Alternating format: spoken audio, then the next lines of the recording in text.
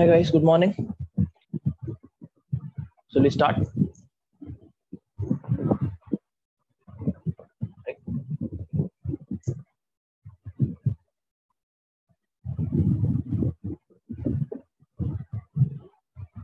Okay. So I think we stopped with de Broglie's wavelength, correct? So de Broglie wavelength, I just got the equation as h lambda is equal to h by mv, right?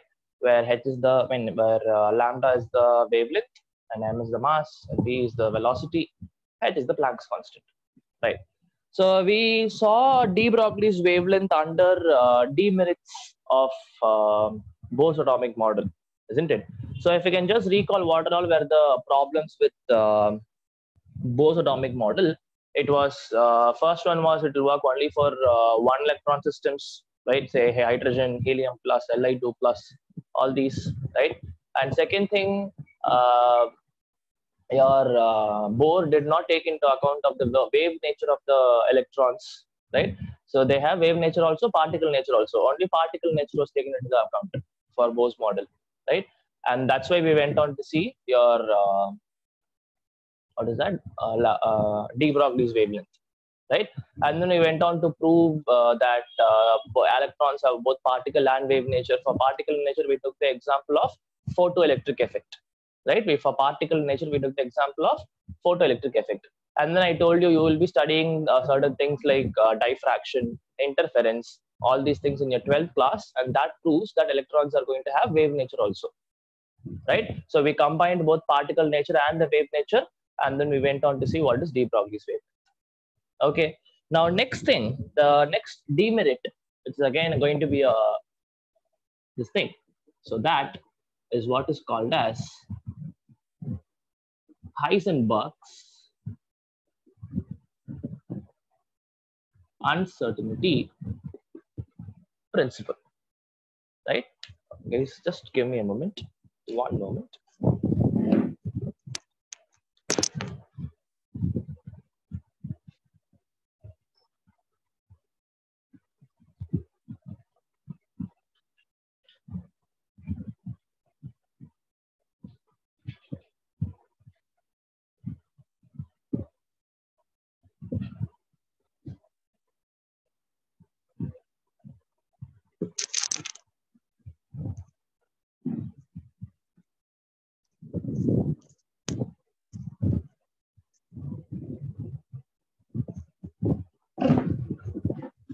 Right.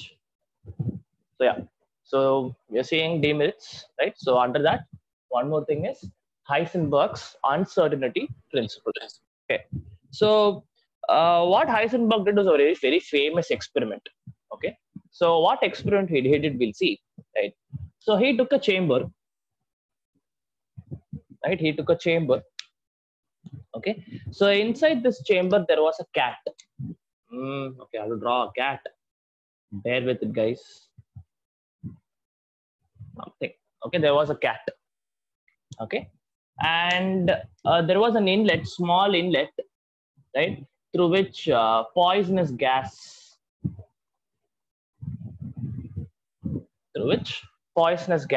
was let into this chamber. Sir, Yeah. I say the heading, sir. Heisenberg's uncertainty people law. Principle. Okay. Heisenberg's uncertainty principle. Right. Okay. So he conducted an experiment. So it is the experiment is called as cat in a box experiment. Right. The experiment he conducted is what is called as cat in a box experiment. Okay. So what he did is he took a chamber, right? So in that chamber, he put a cat, right? And there was a small inlet through which poisonous gas was kept on coming inside the chamber, right? Okay, and the chamber is closed. We'll not be able to see what exactly is happening in the inside the chamber. We will not be able to see because the chamber is fully sealed, right? So we will not be able to see whether what is happening to the cat, right? So if someone asks you, right, whether the cat is dead or alive, what will you say? Tell me. If someone asks you, dead, sir. We would say dead, sir.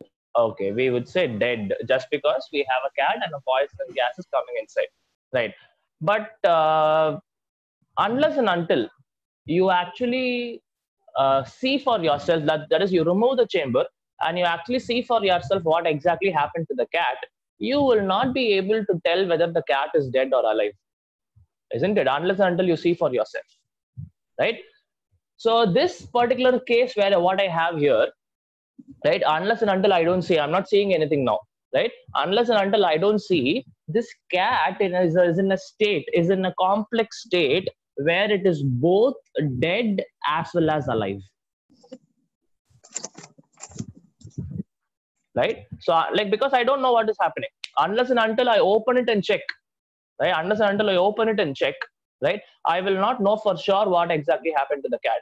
So unless and until I open the box, right, the cat is going to be with respect to me, I'm telling, I don't know exactly what is happening. With respect to me, I'm telling that the cat will be both dead as well as alive, because we don't know, right? So what you see here is this dead and being alive is actually two opposite quantities, isn't it? Death is the opposite of being alive, correct? Yes. So whenever you're trying to measure two opposite quantities simultaneously, right? So you want to know whether the cat is dead or alive, right? So that means what you're trying to do, you are trying to measure two opposite quantities, right, simultaneously. At the same time, you are trying to measure the cat, whether the cat is dead or alive, right?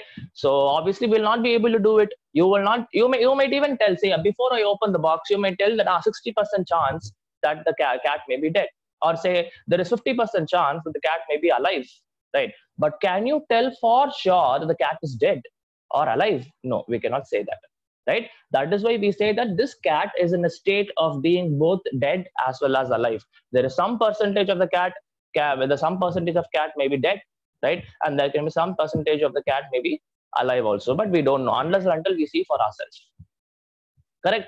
So this is actually a very, like, this looks like a very like stupid thing, but it actually makes sense, right? So what we have to understand from this is that whenever you are trying to measure any two conjugate or opposite quantities, right, you will not be simultaneously, obviously, when you're going to do a measure, just like this, dead, alive, you're trying to measure it simultaneously at the same time, right? You will not be able to do it with 100% accuracy. You will not be able to tell for sure that the cat is dead, or say you will not be able to tell for sure that the cat is alive, right? So this can be correlated to our natural physical quantities also, right? This can be correlated to your natural physical quantities also. Just take the statement now. I'm going to give you the statement of Heisenberg's uncertainty principle. Please take down. Any doubts here, guys? Sir, this is only called Schrodinger's cat, sir. Exactly. This is only called as Schrodinger's cat. Okay? Because the next theory which you're going to see, the next theory is what is called as Schrodinger's quantum mechanical model, the next model of an atom. It is actually based on this only. That is why it is called as Schrodinger's cat. So what is the relation between what is the relation of this with chemistry, sir? Coming. That's what you're going to see. That's what I told you. We are talking about quantities. They basically dead and alive is actually two opposite quantities. Correct. So there will be certain opposite quantities in your chemistry or physics or whatever it is, right? So these opposite quantities will not be able to measure them simultaneously with 100% accuracy, right? That's what I'm trying to tell you. Anyways, we'll take the statement first. We'll see how is it connected, right? So the statement says, no two conjugate quantities conjugate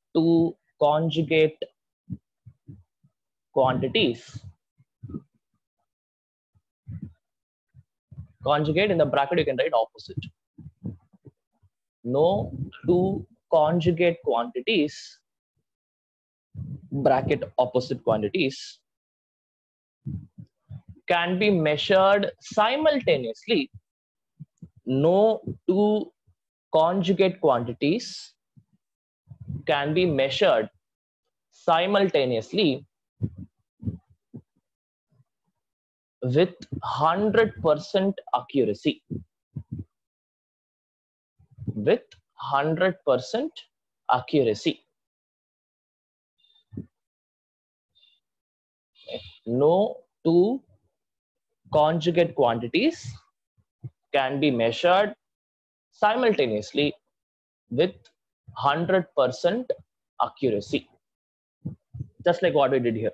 You will not be able to tell accurately that the cat is dead, or say you will not be able to tell accurately the cat is alive, right? Just like that, no opposite quantities, not like every quantity, no opposite quantities can be measured simultaneously with 100% accuracy. There's always going to be some error in your judgments. There's always going to be some errors in your measurement. Okay, so in physics or in chemistry, what are these conjugate quantities, right? So that is beyond the scope of this book, like understanding how certain quantities are conjugate, but I can give you examples of certain conjugate quantities, right? So the examples of conjugate quantities, right, are basically momentum and position. These two are opposite quantities. So if at all you want to measure the momentum and the position of a particle simultaneously, you will not be able to do it. You'll always get some error, right? You'll always get some error. Another such quantities are there. So energy and time is again two conjugate or two opposite quantities in chemistry or physics. Okay, so we will not be dealing with energy and time in our syllabus. We'll be dealing only with momentum and position. Okay, we'll only be dealing with momentum and position, right? So again, what I'm trying to say, if you try to measure momentum and the position of an electron, we are talking about only electrons here, right? So if you try to measure the momentum of an electron and the position where it is, where exactly is the position, right? You will not be able to do it with 100% accuracy. There will always be some error, right? Okay, that's what I'm trying to tell you. Now, seeing the mathematics part of it, okay, we understand that there is going to be some error, right? There is going to be some misjudgments, right? How much is going to be there, right? Say if at all I know certain values, how wrong can be that values, right? That is the next question which will come to our mind, right? So that also we have an equation. The equation goes like this for momentum and position. It is del x. X is the position. I'll tell you what is del x. Del x into del p is always greater than or equal to h by 4 pi. Okay, this is the equation which you have to remember. Del x into del p is always greater than or equal to h by 4 pi. Right? So what is this del x? What is this del p? These are all the error values, right? These are all the error values. So this del x is what is going to be called as uncertainty in position, right? This del x is what is called as uncertainty in position. Basically error, how much error in position. I calculated some value, right? So that value, how much is the error, is what is my uncertainty in position, del x. Same way, del p is what is called as uncertainty in momentum. Basically the error, how much error in the momentum, right? So please understand, if Heisenberg's uncertainty principle is not true, if it is not true, del x will be 0 because there will not be any error. Del p will be 0 because there will not be any error. So this overall multiplication also fetch you 0. But what you see in reality, you see that there will be some error in momentum, there will be some error in position, there will be some error in the momentum also, and that multiplication will always be a non-zero quantity, and that non-zero quantity is what is going to be my h by 4 pi. It is always minimum error. Minimum error will always be equal to h by 4 pi, and obviously all the other values permitted would be greater than h by 4 pi. You can see it's greater than or equal to. So what is the minimum value I can get? Minimum error I can get is h by 4 pi. Right? So again, there is a derivation for this, but again, this is beyond the scope of 11. We will not see all that. The only thing we have to remember is this: the equation del x into del p is always greater than or equal to h by 4 pi, where del x is the error in position and del p is the error in momentum. Right? Okay, fine. and h is the Planck's one, pi is 3.14, normal values, right? Okay, now I'll be able to rewrite this equation little modified, right? So now I can rewrite this equation not only in terms of momentum. I can write, I know momentum is equal to m into v, correct? Momentum is m into v, right? So this equation again I'll be able to write like this: del x into m del v. Why am I writing m del v? Is it a glare you're getting? Ah, okay. Or I'll write it somewhere else. Wait.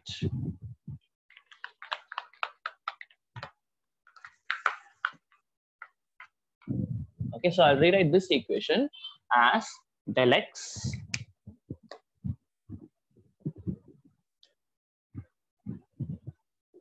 into m del v is always greater than or equal to h by 4 pi. Is always greater than or equal to h by 4 pi. Now, why do I write this equation? Is because momentum p is equal to m into v, right? So mass is a constant value. So that's why I took it out of the del, right? Mass is a constant value. That's why I didn't put any del for m, but there'll always be a uncertainty in velocity. There'll always be uncertainty in velocity. So both this equation and this equations are correct.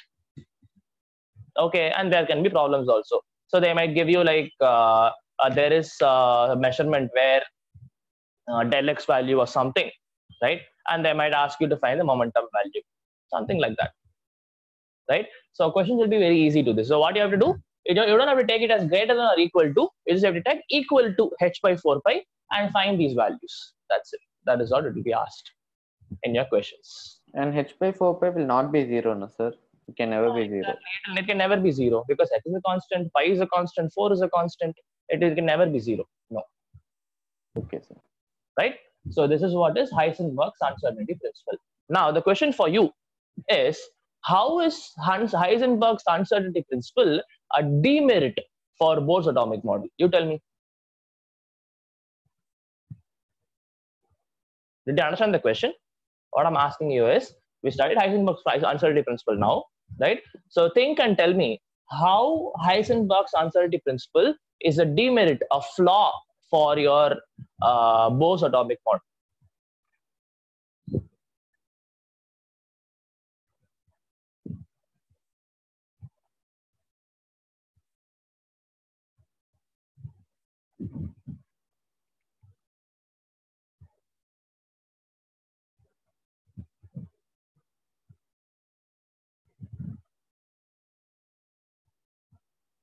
No guesses?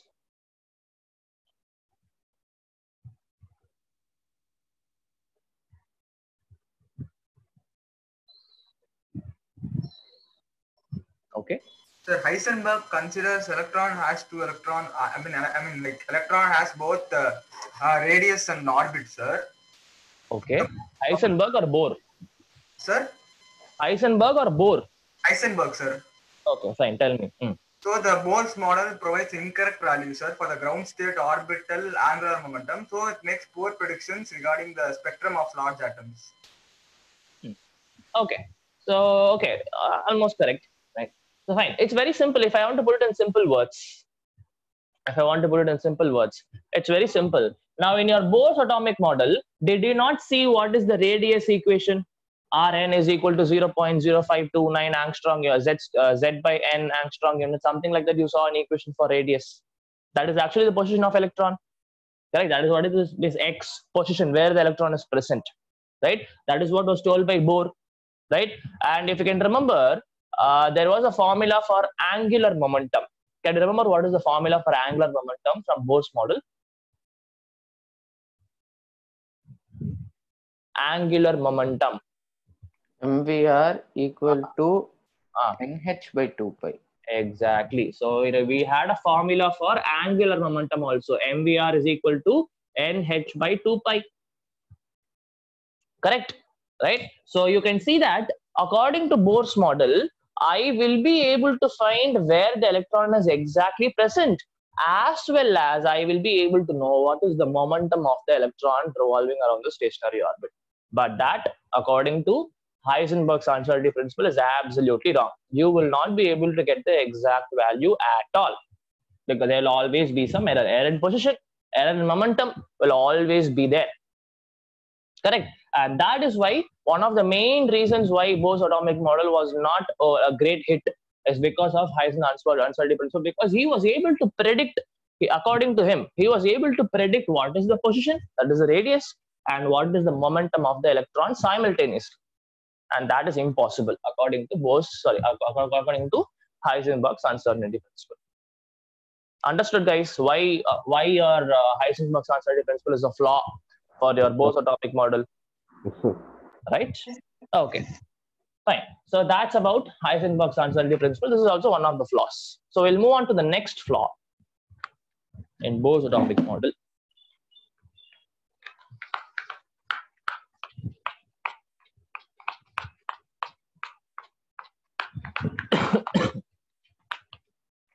Okay, so the next flaws are again some effects.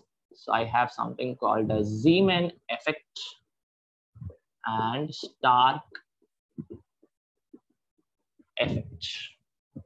Zeeman effect and Stark effect. Okay. Right. We'll take down the statement for Zeeman effect first. Just take down the statement. I'm going to give you the definition for Zeeman effect.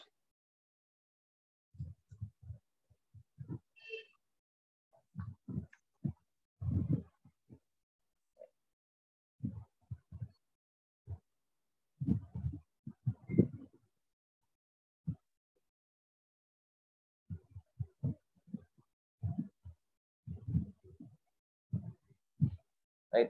It is the phenomenon of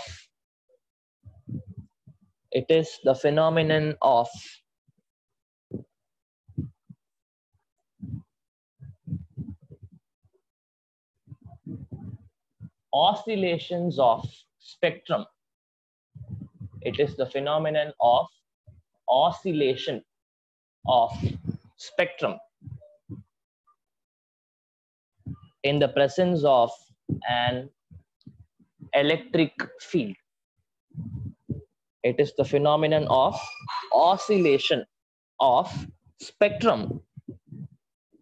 Oscillation of spectrum in the presence of an electric field. Okay. So if at all you want me to explain what exactly is this, say for example, we studied about emission spectrum of hydrogen, Lyman series, Balmer series, all that we studied, isn't it? So for each and every transition, say electron comes from fifth orbit to first orbit, or say fifth orbit to third orbit, whatever the type of transition is, right? You know that you'll always get a line spectrum, isn't it? Say in the spectrum, you are going to get a line somewhere, wherever it is, right? In the spectrum, you are going to get a line like this. Okay. What Zeeman did, or Zeeman and Stark both did the same thing almost, except that here it is going to be electric field and here it is magnetic field. Okay.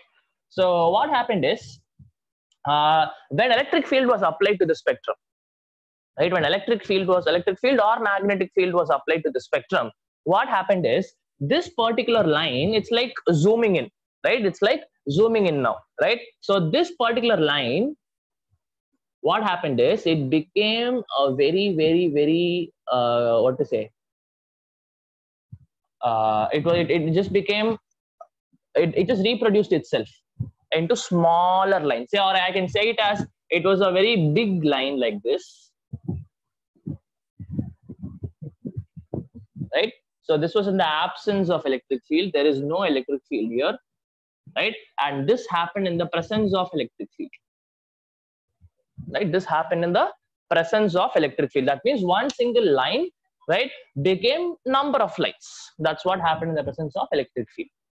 Okay, and this is what is called as Zeeman effect. And if the same thing happens in the presence of magnetic field, then it is called Stark effect, right? So this particular phenomena, Bohr was not able to explain why. Why is it happening like this? Why is it happening like this? Your Bohr was not able to explain both Zeeman effect and Stark effect. So Stark effect, you can take down the definition.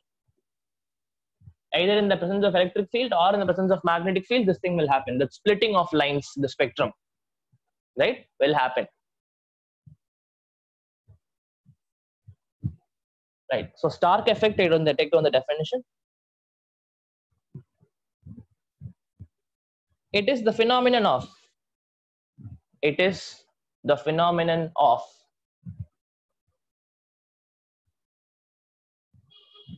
oscillation. Oh, did I give oscillation? Just strike out oscillation and write splitting. Even go to your Zeeman effect also, right? And just strike oscillation and write splitting. SPLITTING. Right? So it is the phenomenon of splitting of spectral lines. It is the phenomenon of splitting of spectral lines in the presence of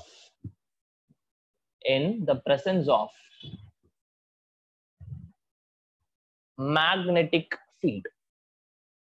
It is the phenomenon of splitting of spectral lines in the presence of magnetic field. That is for Stark effect. So Stark effect is for magnetic field, Zeeman effect is for electric field. Right? So these two effects were not explained properly. These two effects were not explained properly by your board. Right? So again, that comes as a flaw or a demerit for Bose atomic model. Right? So yeah, that is about Bose atomic model. Right? We studied in depth all that. Right? Fine. So we'll move on to the next one. So many problems we had. Heisenberg's uncertainty principle, working only for single electron species, dual nature was not taken into account, Zeeman effect, Stark effect, right? So all these are demerits for Bose atomic model. So we definitely have to have a better theory, right? So now we are going to the last theory, right? And that is what we are using now in our chemistry, right? So we'll see what is that. But again, explaining fully for that particular theory is again beyond the scope of this book, right? So maybe when you go for BSc chemistry, if you take in your college, maybe you'll study more about what I'm going to say now. Okay, fine.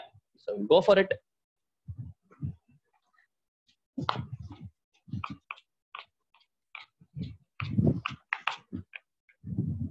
Right. So you're going for quantum mechanical theory. Quantum mechanical theory, and that is what we are using now. Okay, quantum mechanical theory, and this was given by a scientist. That's why it's Schrodinger's cat. So this was given by Schrodinger, very famous guy. Okay, fine.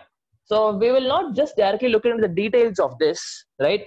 So we'll take out the problems first, right? So the problem which happened with Bode's theory is it was not able to work for single electron system. So this will definitely work for multi-electron system, definitely, right?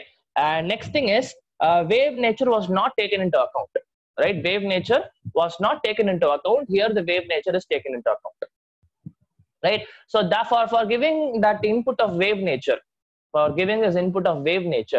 he introduced, Schrodinger introduced something called as a wave function. Schrodinger introduced something called as a wave function of an electron, right? So this wave function is denoted by the letter psi, right? This is what is called as psi, P-S-I, P is silent, right? So he introduced a function, right? So this is not a value. Please understand, this psi is not a value. It is like a function. So we write it as, psi of x. Just we write sin x, cos x, tan x, log x, like that. Psi is a function. It's a wave function, right? It is going to be a, it's a function basically. You know what is a function, right? Sine is a function. It will have a graph, separate graph. And that x you put, if I write sine of x, this is the function, and this is basically the input we give to the sine of 20, sine of 40, something like that, right? So this x is the input, same way like this psi is the function and this x is the input. Okay, so this is taken into account only for adjusting the wave nature of the electron. right? The first problem is taken out. Okay, right? Yes. Sir, before you the same symbol for work function, sir. Yeah, work function I used The like same. correct only. That case it is different. Actually, this is different, Okay, sir. right? But anyways, at that time using that psi is not important. I would say you don't even have to use it. But here using it is very, very important. It's a must. Okay, There it is sir. not a must. Okay, fine.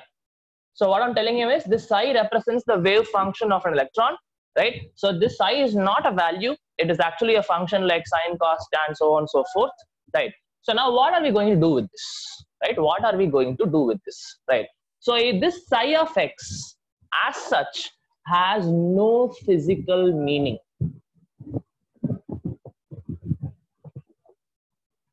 This psi of x, we can do nothing with it. Actually, it's just an equation, something like that, right? We will not be able to find out so many things about electrons with only psi of x, right? But if I square this function, if I write psi squared of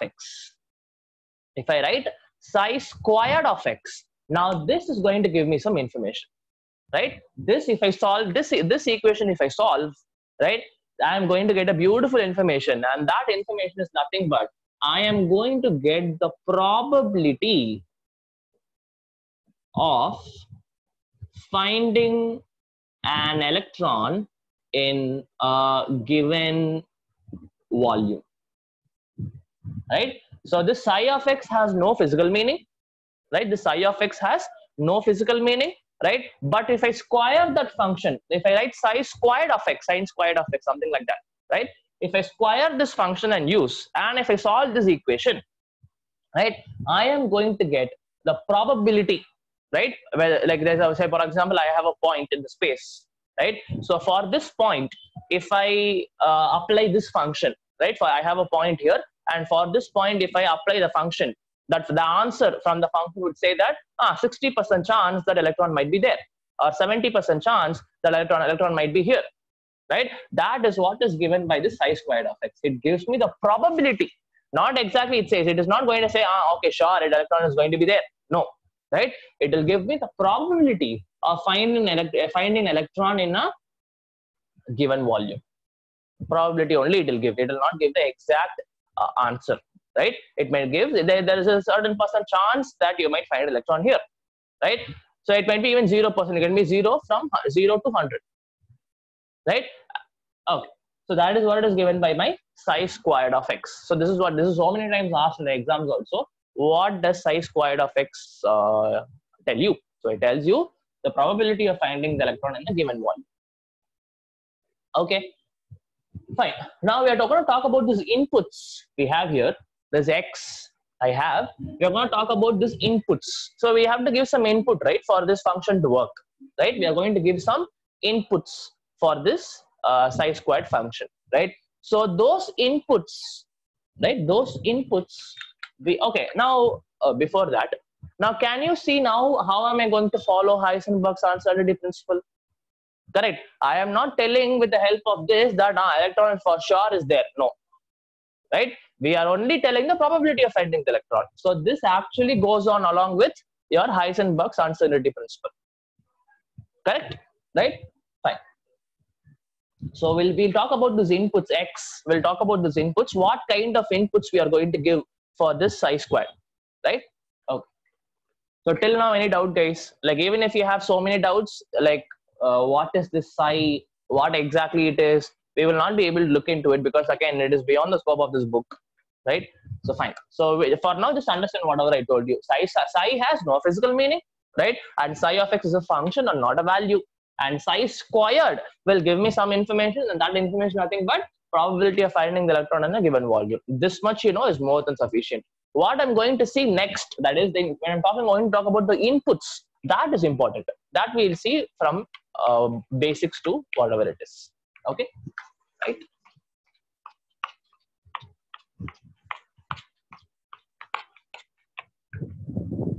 Right. So the inputs we're going to speak are what are called as quantum numbers.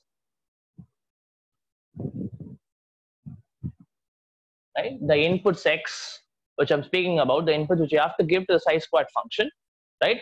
So that those inputs are what are called as quantum numbers. Okay, so if I give this input to my chi-squared function, it will give me the probability of finding the electron.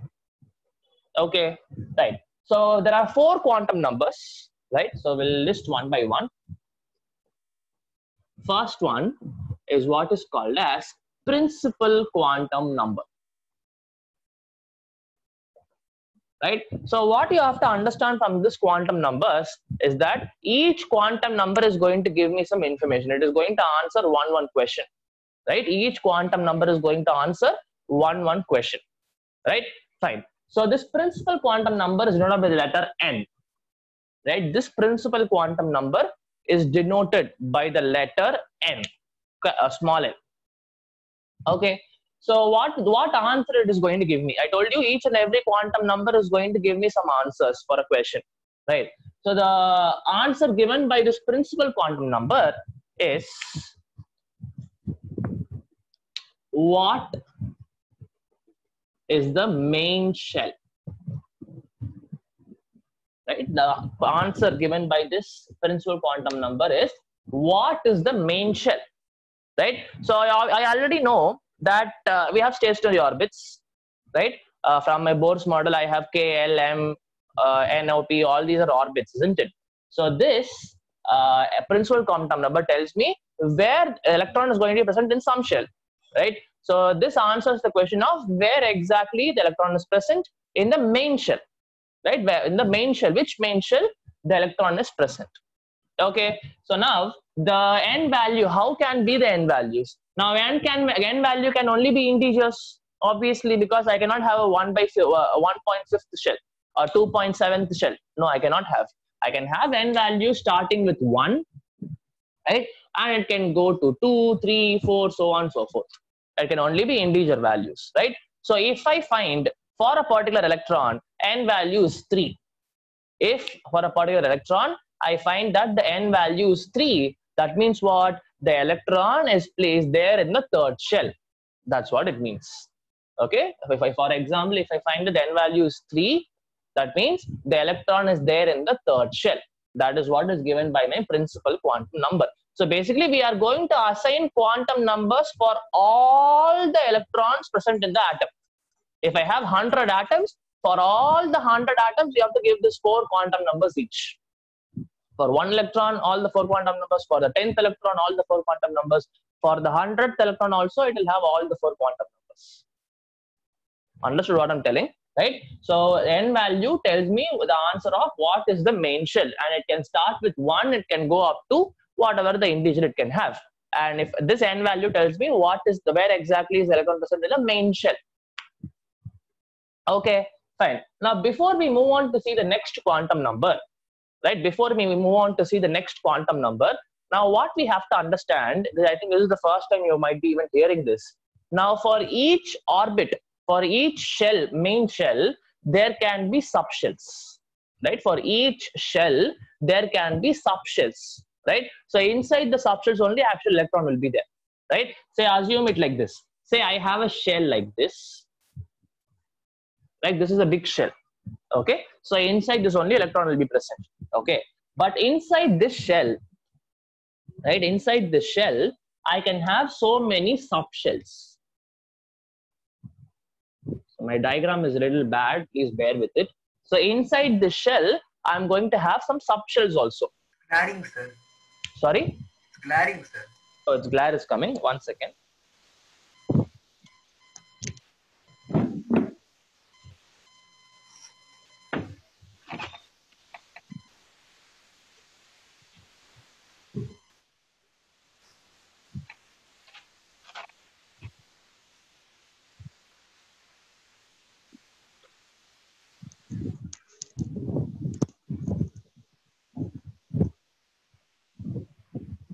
Okay, so what I'm trying to tell you is each shell, each orbit, right? The main shell or orbit, whatever it is, right? So each orbit will always have a subshell or suborbit. Okay, so this is basically the orbit I have, and what is inside is what is called as my orbitals. And these orbitals are nothing but subshells. Inside shell, I have some subshells also. Okay, fine. Now there are 4 types of subshell. There are 4 types of subshell, right? And I'm going to give some names to it, right? So the 4 types of subshells are what are called as S, P, D, F. S subshell, P subshell, D subshell, and F subshell. Okay, S, P, D, F. S subshell, it's very, very important, guys. You will be using this entirely in your 11th and 12th. Even when you go to college, you will be using these things, S, P, D, F. Right? So there is now we like you remember that you will be writing the electronic configuration like this 1, 8, 1, sorry 2, 8, 1, 2, 1. Like that you will be writing the equations. You will be writing the electronic configurations. Isn't it?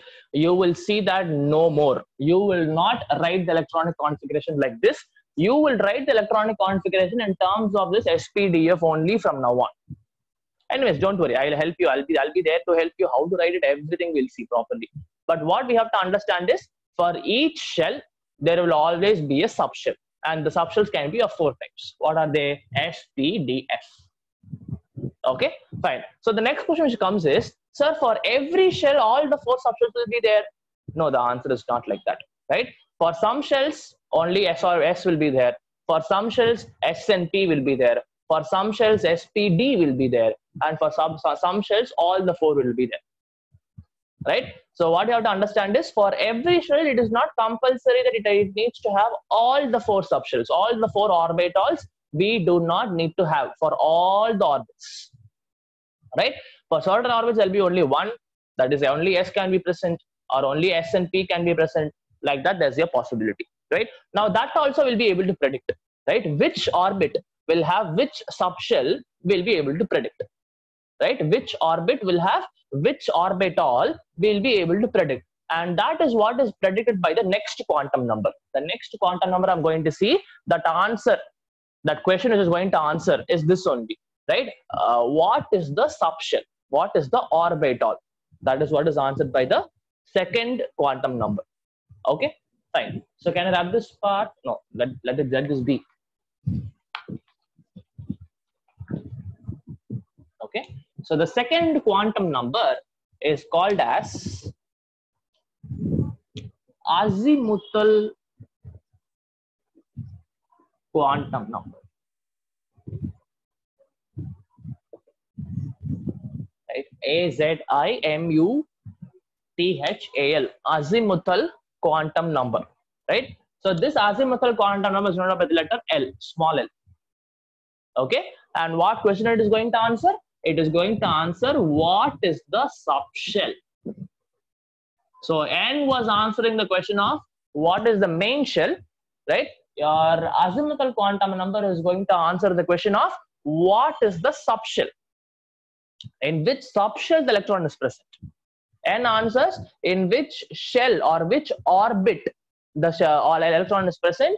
And azimuthal quantum number answers the question of in which orbital is subshell, right? In which orbital the electron is present. That question is only going to get answered by azimuthal quantum number. Okay, fine. Now we have to look at how can be these values, right? What can be the starting value? What can be the ending value for azimuthal quantum number L? So please understand, azimuthal quantum number value can start with 0. Azimuthal quantum number can start with 0, right? And it can have a value, and it can only be integers. There cannot be any fractional values or decimal values. It can only be integers. So it can be starting with 0, 1 up to n minus 1. So the starting value is 0, right? But the ending value is going to depend upon the principal quantum number.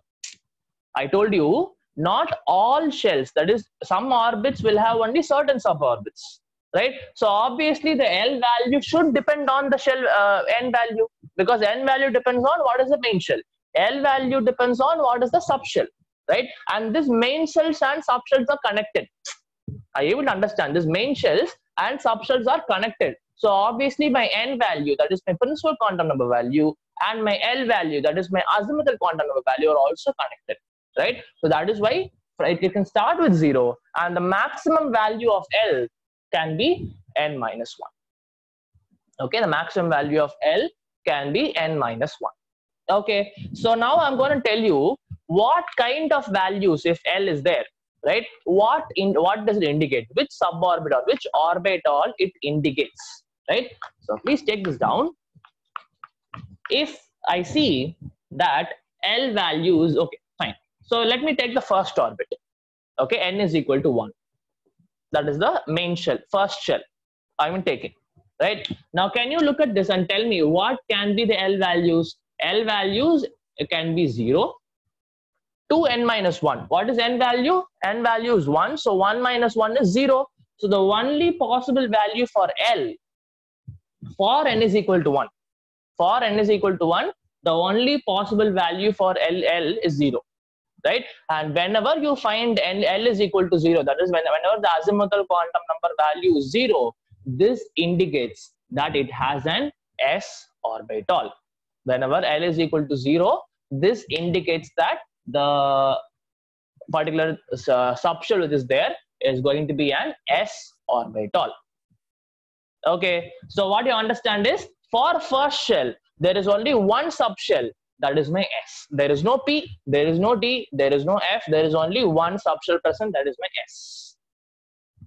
Okay, say if I go to n is equal to 2, second shell I'm going to the next shell and I'll see what is happening.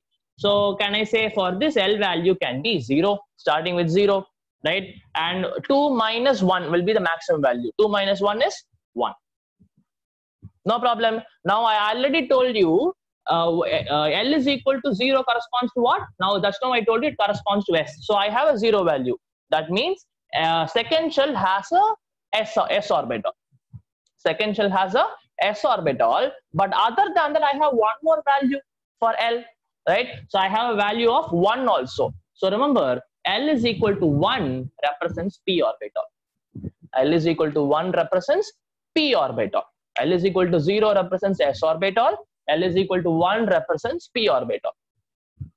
Okay, so what do you understand from this? If I have the second shell has 2 suborbits. Second shell has 2 orbitals, one S orbital and one P orbital. But when I go to the first shell, I had only one orbital, that is my S orbital. And how do we conclude it? For n is equal to 1, the only possible value can be L is equal to 0, because it starts with 0, ends with n minus 1, 1 minus 1 is 0, right? And I told you L is equal to 0 corresponds to S orbital, right? When I go to n is equal to 2, I have 2 values possible, because starting with 0 to n minus 1, here n is 2, so 2 minus 1 is 1. So 0 and 1 are the possible values. And I already told you L is equal to 0 corresponds to S, right? And now I'm telling you L is equal to 1 corresponds to P orbital. So second shell, right? Second shell has 2 orbitals, one S orbital and one P orbital. Okay, so now say I take n is equal to 3. Now if I take n is equal to 3, what can be the L values? 0, 1, 2, correct? Because 0 to n minus 1. What is the n value? N value is 3, 3 minus 1 is 2, right? So I already know L is equal to 0 corresponds to S, L is equal to 1 corresponds to P, and obviously L is equal to 2 corresponds to D.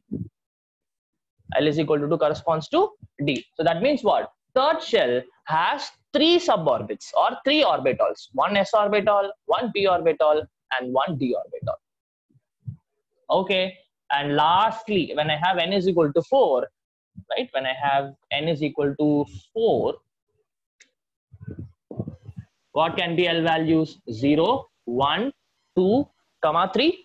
Sir? Yeah. Sir, if L is equal to 4 means 0, 1, 2, 3, sir. So electrons are present in all the 4 subshells, sir. Exactly. From fourth shell, all the subshells are present. So L is equal to 4, L is equal to 3 corresponds to S, F, and 0 corresponds to S, 1 corresponds to P, and 2 corresponds to D. So that means what? From fourth orbit, all the orbitals are present. That is what you need to understand. No, sir. Where will the electrons be present, sir? In which shell will the electrons be present, sir? I'll tell you that how we are going to fill the electrons, electronic configuration, I'll tell you later.